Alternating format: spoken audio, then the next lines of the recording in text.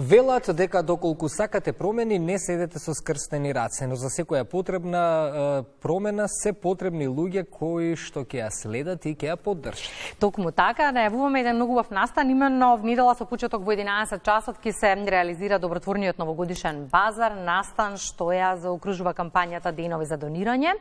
Кој се ќе може да учествува, меѓу другото како ќе биде организиран, дознаваме од нашата соговорничка, велиме добро утро за Никица Кусиникова, извршна директорка на Конект. Добро утро, Никица, и добре ни дојдовте. Добро утро и за гледачите. Имаме уште време до крајот на 2024, но полека на сигурно ајде да ја заокружиме со сето оно што го имавте како активности и што ќе го имате, а бога ми полни раце работа имавте ова година. Новата година е период за празници, веќе наголемо сите размислуваме што сакаме да добиеме на подарок, што сакаме да подариме, па новогодишниот базар е одличен избор. Токму така. Добротворниот новогодишен базар е убава можност да сите ние со позитивна мисла ја завршиме и добро дело ја завршиме оваа година. На добротворниот базар сите ние можеме да си купиме новогодишни подароци. Колачиња со лаванда, органски сапунчиња, креми, масла, ракотворби, филигран, накит од филигран, може да си купите декорација. Тоа се го прават вештите раце на 21 социјални предпријатија и занетчи кои што ќе бидат представени на добротворниот базар. Како тоа функционира? Процент од се она што секој од нас ќе го купи во рамки на базарот ќе оди во Националниот донаторски фонд, прв од ваков тип кој што минатата година го воспоставивме, за да финансираме потоа со тие средства проекти на граѓански организации.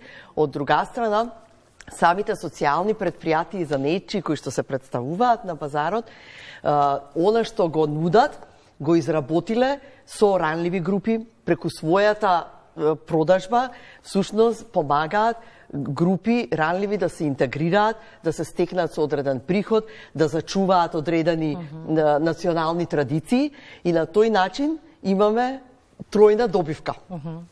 Каде одат средствата од подаруците кои ќе ги одберат граѓаните? Сите средства ќе одат во Националниот донаторски фонд. Минатата година го воспоставивме, веќе 3 проекти минатата година поддржавме. Преку овој фонд ги поддржавме Сдруженијата Вилсон со ретките болести Вилсон, Сдруженијето Заедно посилни и Сдруженијето Хопс. Годинава 4 нови организации кои што ги избравме на отворен повик ќе бидат поддржани преку овие донации кои што ќе се соберат од добротворниот базар и од другите активности во рамки на Денови за донирање. И ќе може да ги поддржиме пожарникарите, доброволните пожарникарски друштва, Сдруженијето за асистивна технологија, отворете ги прозорците, Сдруженијето Палиум, кој што работи со лица кои што се во терминална фаза на својата болест и на кои што им е потребна поддршка да добијат квалитет на живот и во тие денови, и Сдруженијето Имка од Битола, кој што работи со млади на нивните животни вештини. Во рамки на кампањата, вашите локални јадра се вклучуваат преку организација на донаторските кружоци, за кои што многу често сме зборувале и ја поддржуваме мисијата, бидејќи навистина е прекрасна низ годиниве. Се вклучиле многу организации, многу средства се собрани и предпоставувам дека не завршуваме тука, нели? Секако дека не. Годинава ние сме многу среќни што нашите партнерски организации од 6 општини за прв пат годинава ги организираат своите донаторски кружоци. Ние го правиме кружокот во Скопје почетокот на јуни секоја година, 5 години наназад. Сега годинава веќе имавме донаторски кружок во Струмица. Сега ќе имаме следната недела ќе имаме донаторски кружок во Гостивар и во Гевгелија, во февруари во Охрид, така што веќе го шириме тој круг низ целата држава да креираме едно движење каде што луѓе се собираат на заеднички настан, преку 100 луѓе и донираат за организации кои што се одбрани на отворен начин, на повик и на тој начин сите стануваме дел од едни убави промени. Колку и да зборуваме за лошите нешта во времето во кое што живееме, за предизвиците негативни со кои што соочува општеството, секогаш е добро да се истакне дека со емпатијата и хуманоста не каскаме. Некако знаеме да бидеме хумани, да го препознаеме моментот кога треба. Колку и да бидеме самокритични каде грешиме. Ако се согласувате со мене, но за хуманоста некако знаеме се уште да се држиме заедно. Какво е вашето искуство со организацијата на овие настани?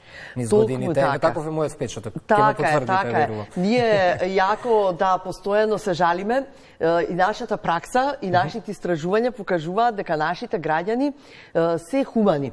Во смисол на тоа дека тие сочувствуваат со сограѓаните кои што се наоѓаат во тешка ситуација и секогаш знаат да ускокнат кога е потребно со донации. За социјална помош, за лекување и слично. Ние само во денови за донирање преку 3000 граѓани се вклучија во активностите на 27 организации низ целата држава. И поддржале преку донација, преку волонтирање, преку материјални добра. Значи, баш ја покажале, тој филантропски потенцијал. Она каде што ние делуваме е да поттикнеме да донациите се донираат обмислено. Да не чекаме кога ќе почне да гори шумата.